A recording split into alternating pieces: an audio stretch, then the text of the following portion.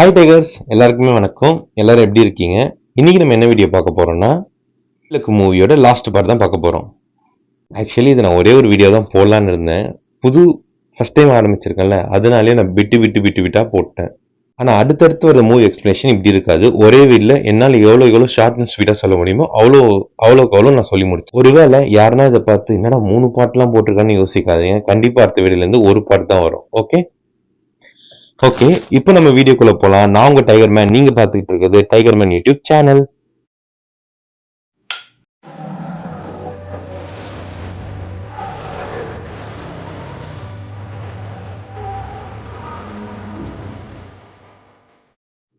Okay, இப்போ ஸ்டோரிக்குள்ள போயிடலாமா? Last time என்ன பார்த்தோம்னா, சாந்தியை பார்க்குறாங்க. அந்த இடத்துல சாந்தி கிடையாது. அதனால போலீஸ் கிளம்பிடுறாங்க.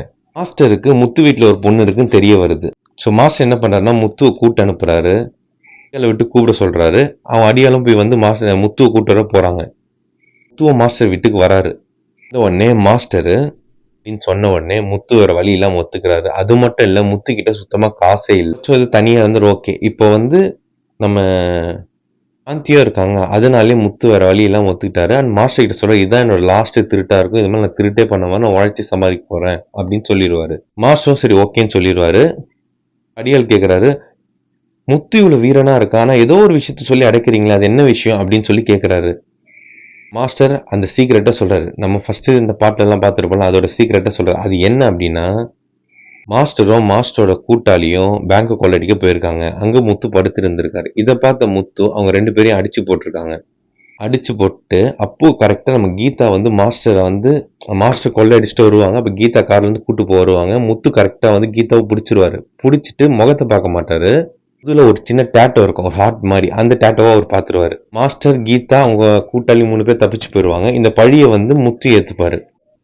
ஆனா போலீஸ் கிட்ட முத்து என்ன சொல்லுவாங்கன்னா, அந்த டேட்டோவை நான் பார்த்தேன், ஸோ அதனால வந்து நம்ம போய் செக் பண்ணலாம் அப்படின்னு சொல்லி போலீஸ் கிட்ட கம்ப்ளைண்ட் கொடுப்பாரு.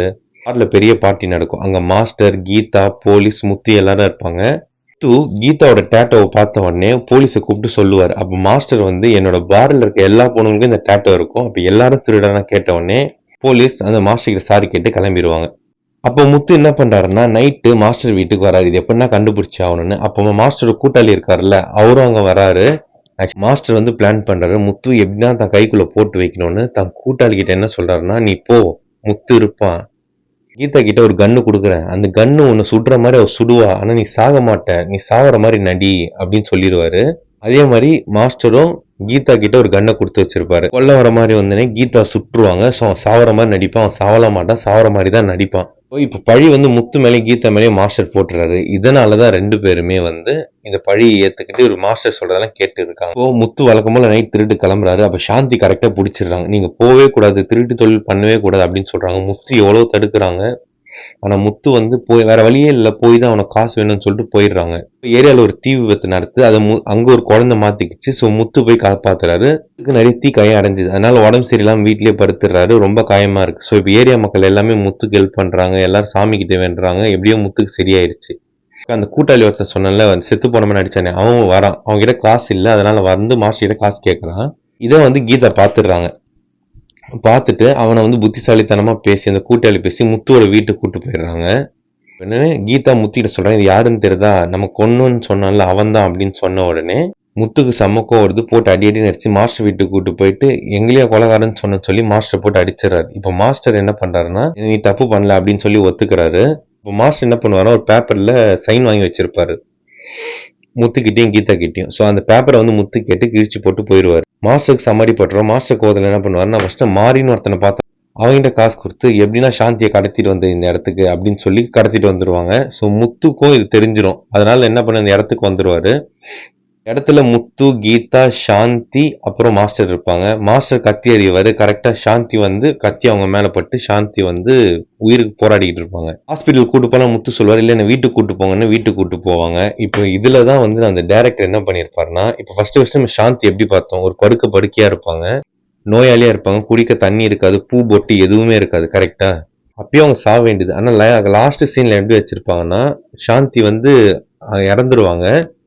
ஆனா இந்த தடவை பூவும் பொட்டும் வச்சு அவங்க அந்த அவங்க வந்து ஆசனில சுத்தி இருக்க அந்த மக்களுங்க என்ன பண்ணுவாங்கன்னா, இப்போ அவளுக்கு அது ஒரு ஆசை தானே. ஏன்னா 4 வயசு இருக்கும்போது மேரேஜ் ஆச்சு.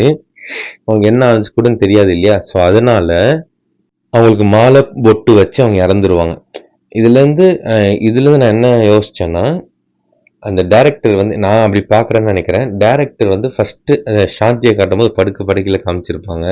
நோயாளியாக இருப்பாங்க, குடிக்க தண்ணி இருக்காது, சுற்றி ஆள் இருக்க மாட்டாங்க, அப்படி இருப்பாங்க. ஆனால் லாஸ்ட்டாக அவங்க சாகும்போது படுக்கையில் தான் இருப்பாங்க. ஆனால் கொஞ்சம் எல்லாரும் இருப்பாங்க, நல்லபடியாக சாவாங்க. ஸோ இதுதான் இந்த ஒளி விளக்கோட மூவி எக்ஸ்பிளேஷன் வீடியோ.